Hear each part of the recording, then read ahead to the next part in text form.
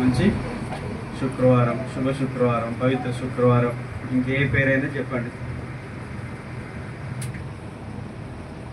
సరే, దానికి ఎన్నెన్నో పెట్టుకున్నాం. ప్రత్యేకమైనది ప్రపంచంలో. మరి మనకు ఎన్నో శుక్రవారాలు వస్తాయి కానీ ప్రత్యేకమైన శుక్రవారం ఇది. రైట్. యేసు ప్రభు వారు సిలువ వేయబడిన రోజు. ఎప్పుడు సిలువ వేయబడ్డాడు? ఎన్ని గంటలు సిలువ వేయబడ్డాడు అమ్మా? ఉదయం 9 గంటలకి సిలువ వేశారు. సరే, బైబిల్ చూద్దాం. మార్క్స్ వార్త 3 గంటల సిలువ వేశారా? మార్కు సువార్త 15వ అధ్యాయము 25వ వచనాన్ని చదువుదాం.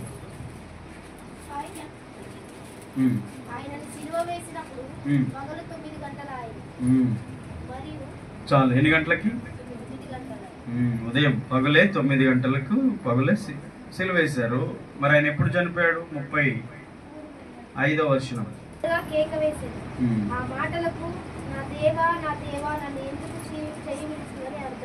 ఎన్ని గంటలకి? 3 గంటలకు. ఇప్పుడు 37వ వచనం చదవండి. అంతటా యేసు గొప్ప కేక వేసి ప్రాణము విడిచెను. ఎన్ని గంటలకి? 3 గంటలు. సిలువ వేసింది ఎన్ని గంటలకి? 9 గంటలు. ఓకే, 9 గంటలకి ఎందుకు సిలువ వేయాలి? 8:30కి వేయచ్చుగా, లేదా 9:30కి వేయచ్చుగా. అదొక విషయం నేర్చుకోవాలి. 3 గంటలకి ఎందుకు చనిపోవాలి? 3:30కి చనిపోవచ్చుగా, లేకపోతే 2:30కి చనిపోవచ్చుగా. అర్థమైంది? 3 గంటలకి చనిపోయాడు. ఉదయకాలము సిలువ వేశారు, సాయంకాలము చనిపోయాడు. ఈ సమయం, ఈ టైం అనేది కూడా మనకు చాలా ఇంపార్టెంట్. ఈ విషయాలు ఇప్పుడు నేనేం చెప్తలేదు. దేవచిత్తం అయితే మనం నెక్స్ట్ ఇయర్ ధ్యానించాం. ఓకే, 6 గంటలు సిలువపై ఉన్నాడు. ఉదయం 9 నుంచి మధ్యాహ్నం 3 గంటల వరకు. అంటే మొత్తం ఎన్ని గంటలు? 6 గంటలు సిలువపై ఉన్నాడు. ఓకే, ఎవరైనా సిలువ వేసినప్పుడు సాధారణంగా సిలువ మరణం ఎలా ఉంటుందంటే వెంటనే చనిపోరు. కొన్ని సెకండ్లలో చనిపోయే మరణం ఉంటుంది, కొన్ని నిమిషాల్లో చనిపోయి ఉంటుంది. కానీ సిలువ మరణం మాత్రం సాధారణంగా 6 రోజులు ఉంటారట ప్రాణంతో సిలువపై. ఒక వ్యక్తిని సిలువ వేస్తే 6 రోజులు పడుతుందట చనిపోవడానికి. అంటే సిలువ మరణం అంత వేదనతో కూడింది, అంత వేదనకరమైనది అన్నమాట. మరి యేసు ప్రభు వారు ఎన్ని గంటలకు చనిపోయాడు? ఎన్ని గంటలు ఉన్నాడు? 6 గంటలే. సిలువ మీద ఎవరైనా ఉంటే చనిపోవడానికి సమయం 6 రోజులు పడుతుంది. కానీ యేసు ప్రభు వారు 6 గంటలు చనిపోయాడు. మరి 6 రోజులకు 6 గంటలకి సంబంధం ఉందా? ఉంది. పర్టికులర్గా టైం కూడా రాయబడి ఉంది కదా. కాబట్టి ఈ విషయాల గురించి మనం తర్వాత నేర్చుకుందాం. మరి ఈరోజు ప్రత్యేకంగా సిలువ అనే పదం, సిలువ గురించి కొంత సందేశాన్ని మీతో నేను పంచుకోవాలనుకుంటున్నాను. ఇక ప్రాముఖ్యమైన విషయం ఏంటంటే, సిలువ లేకుండా మనకు విలువ లేదు. సిలువను గురించి చాలా మంది ధ్యానించరు, సిలువను గురించి మాట్లాడరు. సిలువ అనేది చాలా మందికి ఇష్టం ఉండదు. దాని గురించి ప్రస్తావన ఎవరు తేరు. కానీ బైబిల్లో ప్రత్యేకంగా ప్రభువు కానీ, తర్వాత అపోస్తలులు కానీ, లేకపోతే అపోస్తలుడైన పౌలు కానీ సిలువను గురించి వారు ఏం చెప్పారు? ఈరోజు యేసు ప్రభు వారు సిలువ వేయబడ్డాడు అని మనం చెప్తున్నాం. ఆయన మన కొరకు సిలువలో చనిపోయాడని మనం చెప్పుకుంటున్నాం, చదువుతున్నాం, వింటున్నాం, ధ్యానిస్తున్నాం. కానీ ఆ సిలువ అనేది మన జీవితానికి కూడా విలువను తెస్తుంది. ఆ సిలువ కూడా మన జీవితానికి అది ఒక అర్థాన్ని ఇస్తుంది. సిలువ దగ్గరికి వస్తేనే ప్రతి మనిషికి పాప క్షమాపణ, సిలువ యొద్దకు వచ్చిన వానికే రక్షణ అన్న విషయం చాలా మంది తెలియదు. సిలువ లేకుండానే పరలోకం వెళ్ళాలనుకుంటారు. అది కుదరదు, సాధ్యం కాదు. సిలువ దగ్గరికి రాకుండా ఎవరు దేవుని దగ్గరికి వెళ్ళలేరు. అంటే సిలువ అనేది దేవునితో మనల్ని సమాధానపరిచేది, దేవునితో మనల్ని ఐక్యపరిచేది. అది గుర్తుపెట్టుకోండి. సిలువ దేనికి సాదృశ్యం? లోకరీతిగా ఆలోచిస్తే నిజంగా అప్పుడు రోమా ప్రభుత్వం ఆ శిలువ మరణాన్ని, మరణ శిక్షలో వాళ్ళు విధించే శిక్షలో శిలువ మరణం అనేది ఒకటి. ఆ శిక్ష అనేది చాలా వేదనతో కూడింది, అది అవమానకరమైనది కూడా. శిలువ అంటే శ్రమ, భయం, మరణం. ఇంక విధంగా చెప్పాలంటే శిలువ మరణము పొందడం అనేది చాలా సిగ్గు. అంటే చూసేవారు ఎంత ఘోరమైన పాపం చేశాడో వీళ్ళని సిలువ వేశారని ఊరు వెలుపల శిలువ మీద ఉన్న వాళ్ళని చూసి, ఆ శిక్ష భరిస్తున్న వాళ్ళు చూసి ప్రజలు వీళ్ళు ఎంత నేరాలు చేశారు, ఎంత అపరాధులో వీళ్ళు అని చెప్పి చూస్తారనమాట. ఇన్సల్ట్ అనమాట శిలువ అంటే. సిగ్గుపడాల్సిన విషయం అది. మరి చూడండి, మన కొరకు ప్రభు అలాంటి శిక్షను భరించాడంటే మనము ఆ శిలువను గురించి చాలా విషయాలు నేర్చుకోవాలనే. శిలువను సహించాలి, భరించాలి, శిలువను మనం మన జీవితంలో ధరించాలి అనేది మనం నేర్చుకోవాలి. శిలువను ధరించాలంటే శిలువ దండలు మెడకేసుకోవడం కాదండి, చెక్క శిలువను వేసుకొని ఊర్లో తిరగడం కాదు. శిలువను ధరించడము, భరించడం అంటే అది ప్రాక్టికల్ లైఫ్లో మనం మన జీవితంలో అది అనుభవించాలి, కలిగి ఉండాలి, అది కలిగి మనం జీవించాలనే కాన్సెప్ట్తో చెప్పబడిన మాట. ఆమేన్, హల్లెలూయా.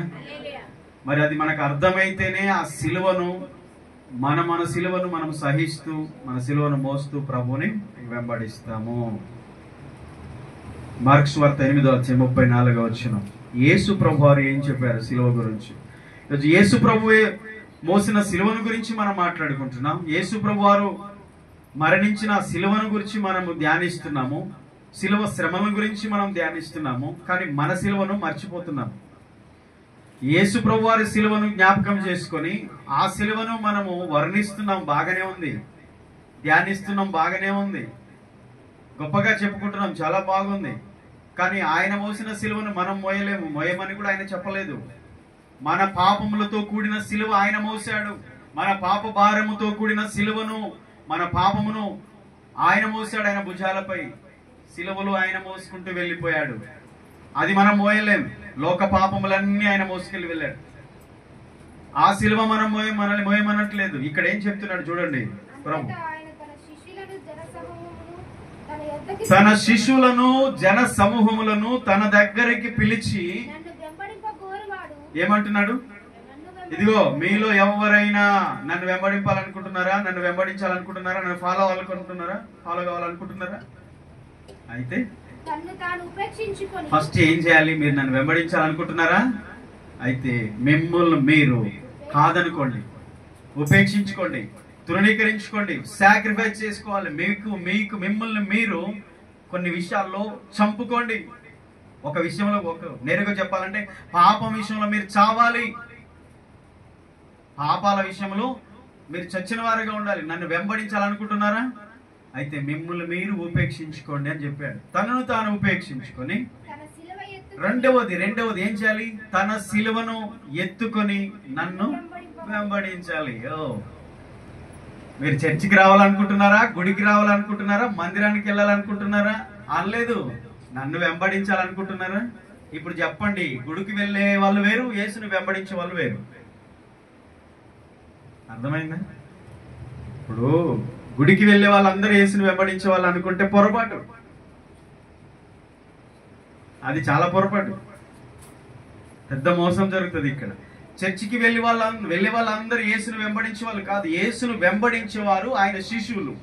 ఆయన శిష్యులు ఎలా అవుతారంటే వారిని వారు ఉపేక్షించుకొని తమను తాము క్రీస్తుకు అర్పించుకొని క్రీస్తు కొరకు బ్రతికే వాళ్ళు, క్రీస్తును అనుసరించే వాళ్ళు, క్రీస్తు మార్గంలో నడిచే వాళ్ళు. సిలువనెత్తుకొని వెంబడించండి అని చెప్పాడు. ఇప్పుడు వారికి ఏం సిలువ ఉంది అక్కడ? ఇప్పుడు జనసమూహాలు వచ్చారు, శిష్యులు అందరూ వచ్చారు. వారిని చూసి మీరు నన్ను వెంబడించాలనుకుంటున్నారా? అయితే మీ సిలువనెత్తుకొని నన్ను వెంబడించండి. అక్కడ వచ్చిన వాళ్ళకి ఏం సిలువలు ఉన్నాయండి? సిలువలు పట్టుకొని వచ్చారా? మనలాగా బైబిల్ పట్టుకొని వచ్చారా అనుకుంటున్నారా? మీరు సిలువలు తెచ్చారా? ఏంటి ఏమన్నా తెచ్చారా? సిలువలు ఉన్నాయా మీ ఇక్కడ? సిలువలు పట్టుకొని వచ్చారు, పట్టుకొని వచ్చినట్టుంది వాళ్ళు. అందుకనే మీరు సిలువ పట్టుకొని వచ్చారు కాబట్టి మీ సిలువలు ఎత్తుకొని నన్ను వెంబడించు. వాళ్ళు ఏం సిలువలు తేలే, ఆల్రెడీ సిలువలు వాళ్ళతో ఉన్నాయి. వారు సిలువ వారి వెంట ఉంది, శ్రమలు ఉన్నాయి. క్రీస్తును అంగీకరిస్తే శ్రమ, నింద, అవమానం, భయం, మరణం, లోకములో నుంచి ఎన్నో ఎదుర్కోవాల్సిన పరిస్థితులు ఉన్నాయి. శోధనలు, కష్టాలు. ఎందుకు? క్రీస్తును నమ్ముకున్నందుకు, యేసును రక్షకుడిగా అంగీకరించినందుకు. హింస, వ్యతిరేకత, దూషణ, మాటలు. ఎంత వేదన చూడండి. యేసయ్య చెప్పిన సిలువేంటి? మీకు అర్థమవుతుందా? మీ సిలువను ఎత్తుకుని నన్ను వెంబడించాలని చెప్పాడు. వారి దగ్గర సిలువలు ఉన్నాయా? పోనీ బైబిల్ ఉన్నాయా? ఏమీ లేవు. కానీ మీ సిలువను ఎత్తుకోమన్నాడు. అంటే ఆల్రెడీ 5వ అధ్యాయంలో చెప్పేశాడు, 5:11లో, నా నామము నిమిత్తం మీరు సకల జనుల చేత ద్వేషించబడతారు. మనుషులు మీ మీద చెడ్డ మాటలు ఎల్లా పలుకున్నప్పుడు, అబద్ధము ఎల్లా పలుకున్నప్పుడు, మిమ్మల్ని నిందించినప్పుడు, మిమ్మల్ని హింసించినప్పుడు మీరు ధన్యులు. అంటే యేసుక్రీస్తు నిమిత్తం ఈ లోకం నుంచి మనకి ఏమొస్తుందమ్మా? చెప్పాలి, ఏమొస్తుంది? శాలువలు వస్తాయా? యేసు నమ్ముకుంటే పూల బాట. ఏమనుకుంటున్నారు? నీకు తెలియదు, ఈ విషయాలు తెలియదు. నిజంగా క్రైస్తవులకు ఈ విషయాలు తెలియదు. యేసయ్య చెప్పిన విషయాలు తెలియదు. దేవుడు చెప్పని తెలుసు. యేసు ప్రభు వారు చెప్పిన విషయాలు తెలియదు. యేసయ్య చెప్పనివి తెలుసు. అవి ఎవరు చెప్పారో మరి, ఎక్కడి నుంచి వచ్చాయి? బైబిల్లో ఉన్నాయా? లేవు. కాబట్టి భ్రమలోనికి వెళ్ళిపోతారు క్రైస్తవులంతా. భ్రమపడి ఓహో ఇదా అనుకున్నా, నేను ఇట్లా అనుకోలే, అబ్బో దేవుని నమ్ముకుంటే నేనేదో అనుకున్నా, ఇట్లా అయిపోయిందా? అట్లా అయిపోతుంది. ఎందుకు? నీకు తెలియలేదు కాబట్టి నీకు అట్లా షాక్ అవుతున్నావు. అదే తెలుసుకుంటే ఇదే సత్యం, ఇదే నిత్యం. పూలు చల్లిన చేతులే రాళ్ళు విసిరాయి. మా బోధకుడు అని పలికిన వాడే వీడిని సిలువేయండి అని పలికాయి నోర్లు. బోధకుడు ఈయన ప్రవక్త, ఈయన గొప్పవాడు అని చెప్పిన నోర్లే డబ్బు తీసుకొని వీని సిలువేయండి, దొంగను విడుదల చేయండి, బరబ్బను విడుదల చేయండి, వీని సిలువేయండి పలికారు. అంటే ఎటైనా లోకం మారుతుంది. ఏ భక్తుల్లో ఉన్నారు? ఏ గుంపులో ఉంటారు ప్రజలు? కదా, నమ్ముకున్నోడు అమ్ముకున్నాడా లేదా? యేసుతో పాటు ఉండి ఆయన అనుసరిస్తూ చివరికి 30 వెండి నాణాలకు ఆయన్ని అమ్మేశాడు. ఇది సత్యం, ఇది తెలవాలి. ఈరోజు నీకు ఒక సిలువ ఉంది అమ్మా, నీకొక సిలువ ఉంది. నీ సిలువ ఏంటో నువ్వు తెలుసుకొని యేసును వెంబడించు. యేసు మోసిన సిలువ మనం మోయలేము, కానీ మన సిలువ మనం మోయాలి. ఈరోజు ఏం నేర్పుతున్నాం? దేవుడు అన్నాడా, నా కొరకు ఏడవద్దు, మీ కొరకు, మీ పిల్లల కొరకు ఏడవండి అన్నాడు. అంటే ఏంటి అర్థం? ఇంకా మనం ఆయన కొరకు ఏడుస్తున్నాం. అయ్యా సిలువలో చచ్చిపోయావా, 2000 సంవత్సరాలు అయింది. అది కాదు, నీకొక సిలువ ఉంది. అది నువ్వు భరిస్తూ సిగ్గుపడకుండా క్రీస్తు నిమిత్తం తల ఎత్తుకొని నీ సిలువను మోస్తూ నువ్వు యేసు కొరకు సాగిపోవాలి. అప్పుడు ఆయనకు ఆనందం, అప్పుడు ఆయనకి సంతోషం. అందుకనే జనసమూహాలు ఆయన దగ్గరికి వచ్చినప్పుడు మీ సిలువ ఎత్తుకొని నన్ను వెంబడించను అని చెప్పాడు. స్టేట్మెంట్ అది. పౌలేమన్నాడు? అపొస్తలుడు పౌలు ఏం చెప్పాడు? గలతీ 6వ అధ్యాయం ఒకసారి మాట చదవండి, 14వ వచనం. అపొస్తలుడు పౌలు ఏమంటున్నాడు? 6వ అధ్యాయం 14వ వచనం. గలతీ పత్రిక 6వ అధ్యాయం 14వ వచనం.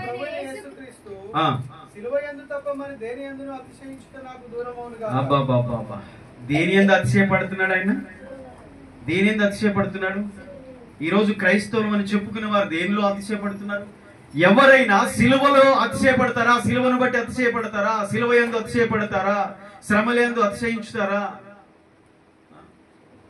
కష్టమొద్దు నాకు, శ్రమొద్దు, బాధొద్దు, నాకు ఈ సిలువే వద్దు అంటారు. కానీ పౌలు ఏమంటున్నాడమ్మా?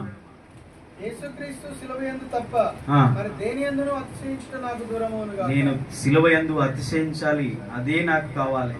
అది కాకుండా ఇంకేదైనా నాకు వద్దు. మనమేం కావాలనుకుంటాం, వాళ్ళేం వద్దనుకున్నారు అప్పుడు భక్తులు. అది భక్తిలో ఉన్న తేడా. వారేమో క్రీస్తు కొరకైన జీవితం నాకు కావాలి. ఈ లోకంలో వెలివేత, హేళన, ఎగతాళి, దూషణ, కష్టం, శోధన, శ్రమ, ఎన్ని ఇబ్బందులైనా సరే అదే నాకు అతిశయం, సిలువే నాకు అతిశయం. ఆ అతిశయం సిలువ యందు తప్ప మరి ఏది నాకు వద్దు, అది దూరమునుగా కానీ పౌలు అన్నాడు. ఇంకేమన్నాడు తెలుసా? లోకము నాకును, నాకు ఆమేన్, నేను లోకము నాకు సిలువ వేయబడ్డాం. సిలువ వేసేసుకున్నాడు అంతే. నా మీద ఈ లోకం ఏలదిగా. అదే అండి నిజమైన క్రైస్తవం అంటే. అదే చచ్చిపోయిన వారిగా ఉండాలి లోకం విషయం, అంటే పాపం విషయంలో. ఇంకా లోకమును గురించి మన ఫీలింగ్స్ ఏంటి? దేవుని నమ్ముకున్న తర్వాత వెనక తట్టి చూడడం ఏంటి? సిలవేయబడ్డాడట. ఈరోజు ఆషామాషిగా అనుకుంటారు, ఏదో ఆచారం చేస్తూ ఉంటారు. గుడ్ ఫ్రైడే అంటే ఏదో 4 మాటలు 4 పాటలు, క్రైస్తవ జీవితం మారకుండా, అసలు సిలువ యొక్క అర్థం తెలియకుండా, క్రీస్తు సిలువ మరణం ఆ యొక్క విలువ మనకు అర్థం కాకుండా, ఆయన ఎందుకు చనిపోయాడు, మనల్ని ఏం చేయమన్నాడు, మనకు కూడా ఒక సిలువ ఉంది, ఆయన ఒకేసారి చనిపోయాడు, మరి మనం బ్రతికినంతకాలం ఆ సిలువను భరిస్తూ చస్తూ బ్రతుకు. పౌలు అదే అంటాడు, మేము దినదినము చనిపోవచ్చున్న వదకు తేబడిన గొర్రెల వలె మేము దినదినము చనిపోతున్నాము, క్రీస్తు యేసులో బ్రతుకుచున్నాము. అది క్రైస్తవం, అది క్రైస్తవం. మరి ఆ జీవితం, లైఫ్ అనేది కంటిన్యూషన్ కావాలి. ఈరోజు పరిస్థితులను బట్టి మారిపోవడం కాదు, కష్ట సుఖాలు లేకపోతే మేలు కీడులు ఇవన్నీ కామన్ వస్తూనే ఉంటాయి. ఆ వాటన్నిటిలో మనము మన సిలువను అక్కడ వేయకుండా, సిలువను పక్కన వేయకుండా మన సిలువను మోస్తూ మనం ముందుకు వెళ్ళాలి. ఇంకేమన్నాడు తెలుసా పౌలు? 1 కొరింథీ 1:23 మేము సిలువ వేయబడిన క్రీస్తును ప్రకటించుచున్నాము అని చెప్పాడు. ఎవరిని ప్రకటిస్తున్నాడు? సిలువ వేయబడిన క్రీస్తును ప్రకటించుచున్నారు. హల్లెలూయా. ఆ సిలువ మరణము ఎంత గొప్పదో, ఆ సిలువ మరణం యొక్క అర్థం ఎంత గొప్పదో, ఆ సిలువ మరణం ద్వారా ఒక పాపికి ఎంత గొప్ప ఆధిక్యత ఉందో, దేవుడిచ్చిన గొప్ప రక్షణ ఎంత గొప్పదో అది తెలియచేయబడుతుంది. అందుకనే నశించిన వారికి సిలువను గూర్చిన వార్త వెర్రితనమే. అది ఇష్టం ఉండదు వారికి, సిలువను గూర్చి మాట్లాడడం ఇష్టం ఉండదు. ఎందుకంటే సాతానికి అది ఇష్టం ఉండదు. సిలువ లేకుండా రక్షణ లేదు, సిలువ దగ్గరికి రాకుండా ఒక పాపికి మోక్షానికి మార్గం లేదు, పాప క్షమాపణ లేదండి, వేరే రూట్ లేవు, బైపాస్లు ఏమి లేవు, ఇంకా అర్థమైందా? బైపాస్లు ఏమి లేవు, షార్ట్ కట్లు ఏమి లేవు. ఈ రూట్ కాకపోతే ఈ రూట్లో పోదాం, ఆ రూట్లో పోదాం.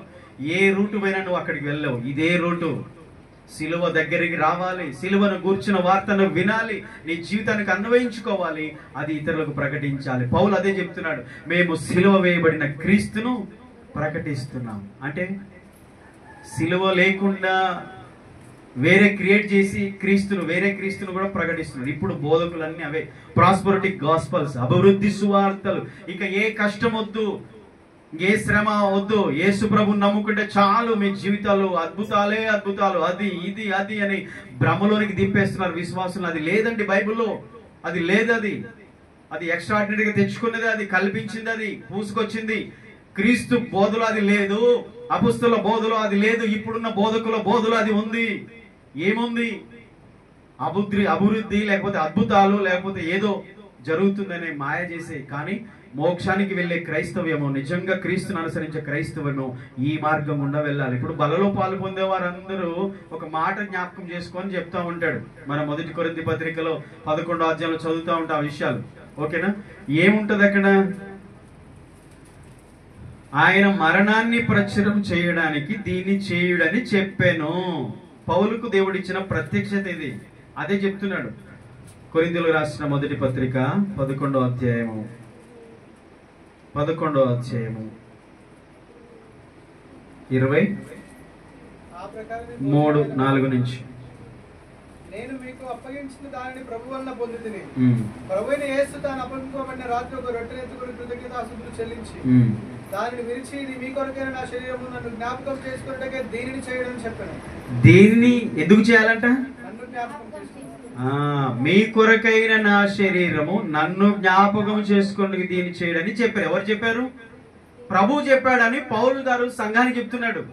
ప్రభు చెప్పాడట, నన్ను జ్ఞాపకము చేసుకున్నట్టుకే దీనిని చేయుడని చెప్పాను. ఆమేన్. ప్రభువును జ్ఞాపకం చేసుకున్నట్టుకే. కాబట్టి ఇక కింది వచ్చిన కూడా చదవండి ఒకసారి. ఆ ప్రకారమే భోజనమైన పిమ్మట ఆయన పాత్రను ఎత్తుకుని, ఈ పాత్ర నా రక్తం వలనైన కొత్త నిబంధన, మీరు దీనిలోని త్రాగినప్పుడల్లా నన్ను జ్ఞాపకం చేసుకున్నట్టుగా దీనిని చేయడం చెప్పాను. ఆమేన్. పాత్రని త్రాగునప్పుడును ఆ రొట్టె విరిచినప్పుడును ప్రభువుని జ్ఞాపకం చేసుకొనుటకే దీనిని చేయుడని చెప్పాను. ఆమేన్. హల్లెలూయా. రైట్. ఆయన మరణము ప్రచురము చేయడానికి, దీనిని చేయడం, ఆయన జ్ఞాపకం చేసుకోవడానికి. అంటే యేసు ప్రభు వారి యొక్క సిలువలో పడిన శ్రమ, వేదన, ఆయన బలియాగము మనం జ్ఞాపకం చేసుకోవాలి. జ్ఞాపకం చేసుకుంటారా? మీరు చేసుకుంటారా? బలలో పాలు పొందినప్పుడు చేసుకుంటారా? ఏమని చేసుకుంటారు? ఏమని చేసుకుంటారు? యేసయ్యా, నా కొరకు నీ శరీరము విరవబడింది, చీల్చబడింది, దున్నబడింది, ఇదిగో నీ తలకు ముళ్ళ కిరీటం పెట్టబడింది, నీ శరీరం అంతా కూడా నలగొట్టబడింది, ఇదిగో ఈ రొట్టె నీ శరీరం, ఇది నా కొరకు నీవు శిలువలో అర్పించబడిన నీ శరీరము, ఆయన రక్తము నా కొరకు చిందించబడిన రక్తము, ఆఖరి రక్తం బొట్టు వరకు నా కొరకు శిలువలు నీవు కార్చావు, నా కొరకు అర్పించిన రక్తము అని అది జ్ఞాపకం చేసుకోవడానికి దీన్ని మనం చేస్తూ ఉంటాం. అంటే శిలువ మరణాన్ని మనము ప్రభు వల్లప్పుడు జ్ఞాపకం చేసుకుంటాం. అయితే పౌలు అంటున్నాడు, నేను ప్రకటిస్తున్నానని చెప్తున్నాడు. ఆమేన్. ఆ శిలువ యందు నేను అతిశయిస్తున్నానని చెప్తున్నాడు.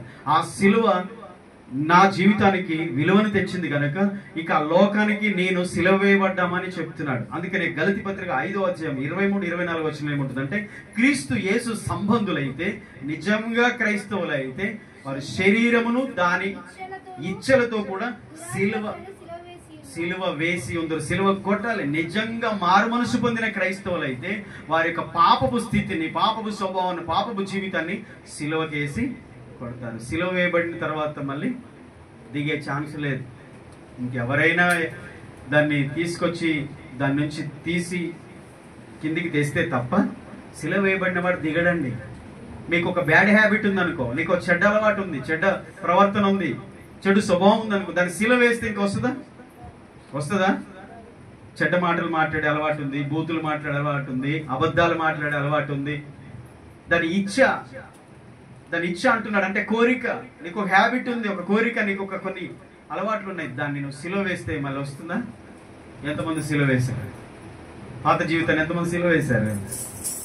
హల్లెలూయా. ఈరోజు నా పేరు చెప్పుకొని మీరు పండగ చేసుకోమని యేసయ్య చెప్పలేదు. ఇగో ఈ వాక్యాలన్నీ చెప్పాడు.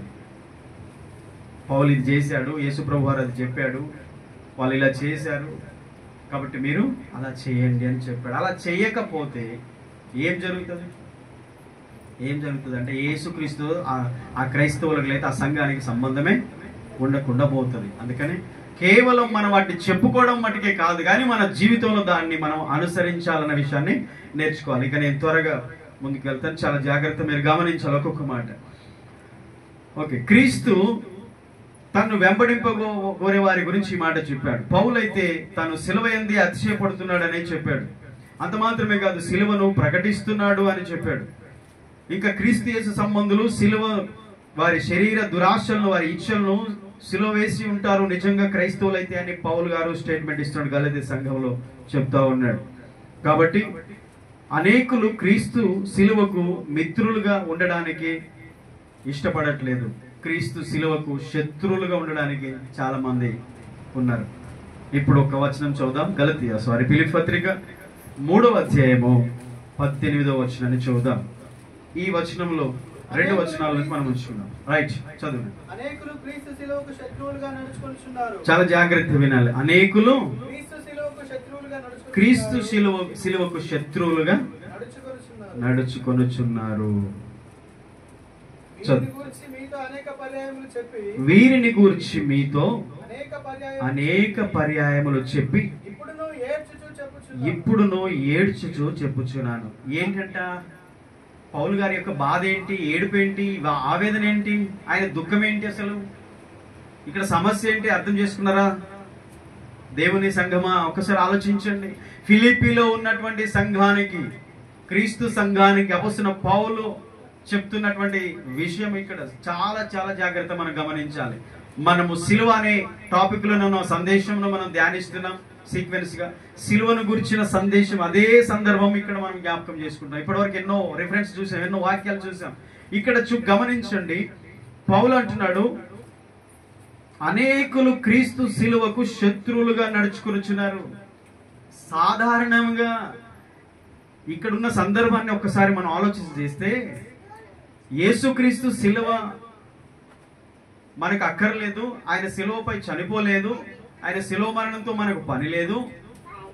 ప్రత్యేకంగా యూదా మత నాయకులు, యూదులు వారి యొక్క మత సిద్ధాంతాలను ఇక్కడ తీసుకొచ్చి విశ్వాసం ద్వారా క్రీస్తు రక్తంలో కడగబడిన సంఘాన్ని పాడు చేస్తున్నారు. ధర్మశాస్త్రం ఉంది, మోషే ద్వారా వచ్చిన ధర్మశాస్త్రం ఉంది, ఆ సున్నతి ఆచారం ఉంది, దాని ద్వారానే పరలోకం వెళ్తారు, సున్నతి ఆచారం పాటిస్తే చాలు, సిలువతో పని లేదు అనే ఒక కొత్త బోధ తీసుకొచ్చారు. సిలువను గురించి అసలు మాట్లాడాల్సిన అవసరం లేదు, సిలువ గురించి సంఘానికి తెలియాల్సిన అవసరం లేదు, సిలువతో అసలు సంబంధమే లేదండి. మెల్లగా క్రీస్తు నుండి వేరు చేసే బోధలు ఇవి. మీరు చూడండి, సిలువ గురించి, శ్రమల గురించి, సహించాలి, భరించాలి, క్రీస్తు కొరకు అన్నిటిని మనం ఎదుర్కోవాలి అనే బోధలు మీరు వింటారా? ఎక్కడైనా వినరండి. మీరు ఇప్పుడు వచ్చేటువంటి బోధలు చాలా మీరు చూడండి, ఈ సిలువ ప్రస్తావన ఉండదు. కేవలం నీకేం రోగం ఉంది, నీకే జబ్బు ఉంది, నీకే బలహీనత ఉంది, దేవుడు బాగు చేస్తాడు. దేవుడు బాగు చేయడా? నువ్వు ప్రార్థన చేస్తే దేవుడు నిన్ను బాగు చేస్తాడు. అర్థమైందా? వీళ్ళు ప్రార్థన చేయరు కానీ వాళ్ళ మీద ఆధారపడతారు. వెళ్ళి వాళ్ళు అమ్మే కొనుక్కొచ్చుకుంటారు, వాటి ద్వారా బాగా అవుతాను. బయట తాయితులు తెచ్చుకునే వానికి, నీ కొబ్బరి డబ్బా తెచ్చుకున్నాను, నీకు వానికి తేడా ఏముంది? వాళ్ళు కొనుక్కొచ్చుకుంటున్నారు, బాగా అవుతుందని కట్టుకుంటున్నారు, నువ్వు తెచ్చుకుంటున్నావు కచ్చీపులో, కొబ్బరి నూనెలో, నీకు వాళ్ళకి తేడా ఏముంది? అది కాదండి పరలోకం పోయే క్రిస్టియానిటీ, క్రైస్తవం అది కానే కాదు. ఇప్పుడు వచ్చే బోధలు ఏంటంటే కేవలం బ్లెస్సింగ్స్, ఆశీర్వాదమే, దీవెనే. అసలు యేసుక్రీస్తు ఎందుకు వచ్చాడు, ఎందుకు చచ్చిపోయాడు, ఆ సిలువ ఎందుకు ఎక్కాడు, అసలు సిలువ యొక్క అర్థం ఏంటి, ఒక మనిషికి, దేవుని నమ్మిన వ్యక్తికి ఆ సిలువను గురించి, అసలు ఆ సిలువకు గురించిన సంబంధం, అతనికి ఆ సిలువకు సంబంధం ఏంటి, సిలువ మార్గం గుండా వెళ్ళకపోతే దేవుని దగ్గరికి వెళ్తారా లేదా, ఈ విషయాలు చెప్పరు, ప్రజలు నేర్చుకోరు. కాబట్టి మెల్లగా దాన్ని సైడ్ చేశారు. ఇంకొక విషయం చెప్పాలంటే, క్రీస్తు సిలువకు శత్రువులుగా నడుచుకొనిచున్నారంటే క్రీస్తు యొక్క ఉద్దేశం ఏంటో సంఘం విషయంలో అది పూర్తిగా తొలగించేశారు. అంటే ఆత్మానుసారంగా నడవడం మానేసి కేవలం శరీర సంబంధమైన మనసుతో భక్తి చేయడమే క్రీస్తు సిలువకు శత్రువులుగా ఉండడం. 4 విషయాలు చెప్తా. ఇదే వచనంలో 4 విషయాలు ఉంటాయి. ఆ 4 విషయాలు చెప్పి నేను ముగించేస్తాను. మీరు చాలా జాగ్రత్తగా గమనించాలి. ఇప్పుడు ఏమంటున్నాడు? ఏడుస్తూ చెప్పాడు. మునుపు చెప్పాను, మరలా చెప్తున్నాను, సంగమా జాగ్రత్త, మీలో క్రీస్తుకు సిలువకు శత్రువులుగా మీరు నడుచుకుంటున్నారు అనేకులు అన్నాడు. నిద్ర బాగా వస్తున్నట్టుంది కదా? నిద్ర వస్తుందా? ఈరోజు యేసయ్య చచ్చిపోయిన రోజు అండి. ఎలా నిద్ర వస్తుంది? ఎంత ఆశతో ఉన్నారు మీరు ఇప్పటిదాకా కదా? ఆకలితో ఉన్నా, ఆకలి చంపుకొని 3 గంటల దాకా ఉండాలి. మరి యేసయ్య చచ్చిపోయేదాకా ఉండాలి. అంతేనా? నిద్ర వస్తుందా? జాగ్రత్త, నిద్ర వస్తే ఫ్యాన్ బంద్ చేస్తాను, ఇంకా చాలా బాగుంటుంది. ఎంత కష్టమైన ఓర్చుకోవాలి ఈరోజు మీరు. క్రైస్తవులు, హల్లెలూయా. జాగ్రత్త. 19వ వచనం చూద్దాం. నాశనమే వారి అంతము, వారి కడుపే వారి దేవుడు, వారు తాము సిగ్గుపడవలసిన సంగతులు ఎంతో అతిశయపడుచున్నారు, భూ సంబంధమైన వాటి యందు మనస్సు ఉంచుచున్నారు. మన పౌరస్థితి పరలోకము. చాలు, 4 విషయాలు 19వ వచనం ఉన్నాయి. మొదటిది నాశనమే వారి అంతము, రెండవది వారి కడుపే వారి దేవుడు, మూడవది సిగ్గుపడాల్సిన వాటిలో వారు అతిశయపడుతున్నారు, నాలుగవది భూ సంబంధమైన మనసు కలిగి ఉన్నారు. 19వ వచనంలో 4 పదాలు ఉన్నాయి, 4 మాటలు ఉన్నాయి. ఈ 4 విషయాలను బట్టి, ఈ 4 విషయాలు కలిగి జీవించే వారే క్రీస్తు శత్రువులుగా, అంటే సిలువకు శత్రువులుగా ఉన్నారు. ఒక మాట చెప్పనా? క్రీస్తుకు శత్రువులు ఉంటారు, కానీ సిలువకు శత్రువులు ఉంటారా? ఉంటారా? సిలువకు శత్రువులు ఉండడం ఏంటి? మీకేమో ఆశ్చర్యంగా అనిపించలేదు? క్రీస్తు శత్రువులు ఎక్కడ ఉంటారు? సిలువ శత్రువులు ఎక్కడ ఉంటారు? క్రీస్తు శత్రువులు లోకంలో ఉంటారు, కానీ సిలువకు శత్రువులు సంఘంలోనే ఉంటారు. ఈరోజు యేసు ప్రభు వారి యొక్క సిలువను గూర్చి మనం అర్థం చేసుకుంటే ప్రతి దినము ఆ సిలువ యందు మనం అతిశయపడతాం. ఆమేన్. అది మనం పాడుకుంటాం కూడా. ఒక భక్తుడు పాడుతాడు కదా, సిలువ వేయబడినానయ్యా నీవే నాలో జీవించుమయ్యా. ఒకవేళ ఆ ఎక్స్పీరియన్స్ లేకుండా పాడితే మనం అబద్ధికులం.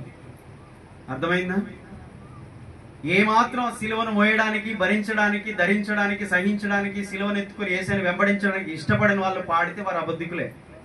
ఎందుకంటే క్రైస్తవులు చర్చికి వెళ్ళి అబద్ధాలు మాట్లాడరు కానీ అబద్ధాలు పాడతారంట. అంటే వారి స్థాయికి మించి, విశ్వాసానికి మించి, వారి భక్తికి మించి పాడతారు చూడు, అదంతా డూబ్ అవుతుంది. ఆ సిలువ మనం భరించడానికి ఇష్టపడాలి. ఈరోజు చాలా మంది కాదనుకుంటున్నారు. ఇప్పుడు ఈ సందేశం చెప్తే చర్చిలో కొంతమంది ఉంటారు. సిలువ ప్రసంగం చేస్తే ఎంతమంది వింటారండి? ఎంతమందికి ఇష్టం? ఇది బోరు కొడుతుంది అందరికి. మంచి ఆశీర్వాదం ఉంటే చెప్పరాదు అయ్యగారు, మంచి ఏదో వాగ్దానం ఉంటే చెప్పరాదు. సిలువ లేకుండా నీకు ఏ వాగ్దానం లేదు. ఒక నువ్వు తీసుకున్నా, నువ్వు తీసుకున్నది అది దేవుడిచ్చింది కాదు.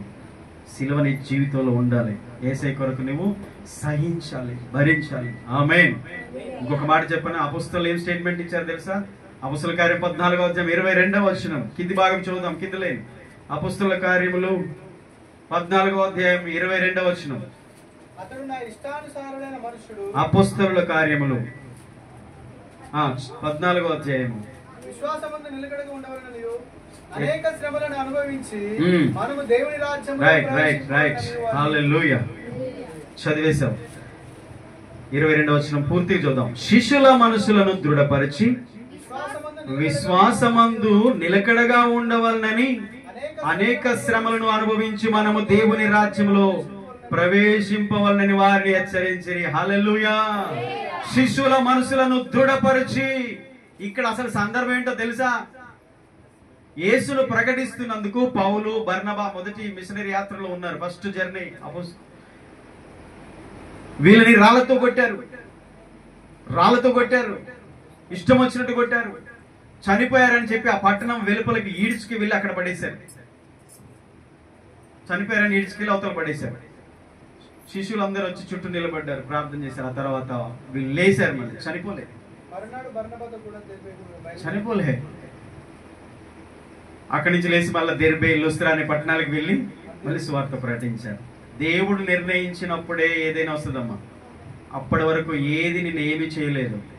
శ్రమలైనా, శోధనలైనా, ఇరుకులైనా, ఇబ్బందులైనా నీదు ప్రేమ నుండి ఏది ఎడబాపదయ్యా, ఏవి ఎడబాపవయ్యా. హల్లెలూయా. గమనించండి, ఇక్కడ జరిగింది ఏంటంటే బాగా కొట్టారు, చచ్చిపోయేటట్టు కొట్టారు. చచ్చిపోయారు అనుకున్నారు, ఊరు వెలుపల ఏడ్ చేశారు. కానీ వాళ్ళు చావలేదు. మళ్ళీ లేచి యేసే క్రీస్తు, యేసే రక్షకుడు, ఆయన ద్వారానే రక్షణ, ఆయన ద్వారానే పాపక్షమాపణ అని ప్రకటిస్తూ వెళ్ళారు. అయితే వెళ్ళడానికి ముందు వీరిని కొట్టి ఈడ్చి అవతలేశారు కదా. ఆ వారికి వచ్చిన ఉపద్రవాన్ని బట్టి, ఆ శ్రమను బట్టి అక్కడున్న విశ్వాసులందరూ భయపడిపోతారేమో అని ఒకసారి వారిని బలపరుస్తున్నారు లేచి. ఎవరు? రాళ్ళతో కొట్టబడిన వారు, క్రీస్తు నిమిత్తం హింసించబడిన వారు. ఇది సిలువ. సిలువ అంటే ఇది. సిలువను సహించి, భరించి, క్రీస్తు కొరకై శ్రమలు అనుభవించిన వారు నిలబడి వారిని, అక్కడున్న చుట్టూ ఉన్నటువంటి శిష్యులను, విశ్వాసులను అందరినీ వారి మనస్సులను దృఢపరిచి ధైర్యంగా ఉండండి, ధైర్యంగా ఉండండి, ప్రభు ఉన్నాడు, ధైర్యంగా ఉండండి అని చెప్పి వారి మనస్సును దృఢపరిచి విశ్వాసమందు నిలకడగా ఉండవాలని చెప్పి అనేక శ్రమలను అనుభవించి మనము దేవుని రాజ్యములో ప్రవేశించాలి. హల్లెలూయా. ఓ సూర్యాపేట పోయి వచ్చినట్టు కాదు, చర్చికి పోతే హైదరాబాద్ పోయి వచ్చినట్టు కాదు.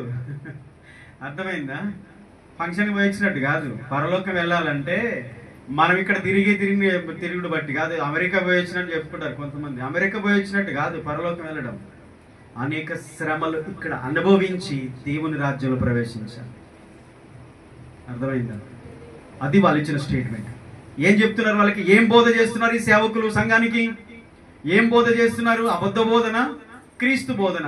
యేసుక్రీస్తు ఏం చెప్పాడు? మార్కు 8:34లో. పౌలు ఏం చెప్పాడు? గలతీ 6:14లో, 5:23లో, 1 కొరింథీ 1:23లో ఏం చెప్పాడు? ఇక్కడ అదే చెప్తున్నాడు 14:22లో. పౌలు, బర్నబా శిష్యుల మనసులో దృఢపరిచి విశ్వాసంలో నిలకడగా ఉండాలని వాళ్ళని ధైర్యపరిచి మనం అనేక శ్రమలు అనుభవించి పరలోక రాజ్యం ఇప్పుడు యేసుక్రీస్తు శ్రమలు అనుభవించాడంటే ఇక ఈ లోకంలో మనకి ఏం శ్రమ రాదని దాని అర్థం. చాలా మంది యేసునాలు దూరం అవునుగాక సాతానేమో నవ్వుతా ఉంటాడు. ఎంత పిరికొలరా మీరు. ఆయన భరించాడంటే మన పాపం ఆయన భరించాడు, కానీ ఆయన వెళ్ళిన తర్వాత లోకంలో మనకు సన్మానాలు శాలువలు ఉంటాయని చెప్పాడా? లోకంలో మీకు శ్రమ కలుగును, ఆయన ధైర్యం తెచ్చుకోండి. నీ ఇంట్లో వాళ్ళని నిన్ను దూషిస్తారు, నీ పక్కన వాళ్ళని దూషిస్తారు, నీ చుట్టూన్న వారిని హేళన చేస్తారు, నిన్ను అవమానిస్తారు, నిందిస్తారు, అబద్ధముగా చెడ్డ మాటలలో నిన్ను నీ మీద పలికి నిన్ను బాధ పెడతారు అని యేసే చెప్పాడు. ఇప్పుడున్న బోధకులు ఏం చెప్తున్నారు? ఇప్పుడు ఏం వింటున్నారు మీరు? యేసు బోధ, అపొస్తలుల బోధ వింటున్నారా, లేక కల్పిత బోధ వింటున్నారా? జాగ్రత్త వినండి. ఈ వాక్యము చాలా మందికి ఇష్టం ఉండదు కదా, కానీ ఇదే సత్యం. సిలువను సహించాలి, భరించాలి. ఈరోజు సిలువ, యేసు ప్రభు సిలువ మరణం పొందాడంటే మనకి ఏం లేదా? ఆయన ఫాలో అవుతున్న మనకు కూడా ఉంటుందమ్మా, ఉంటది.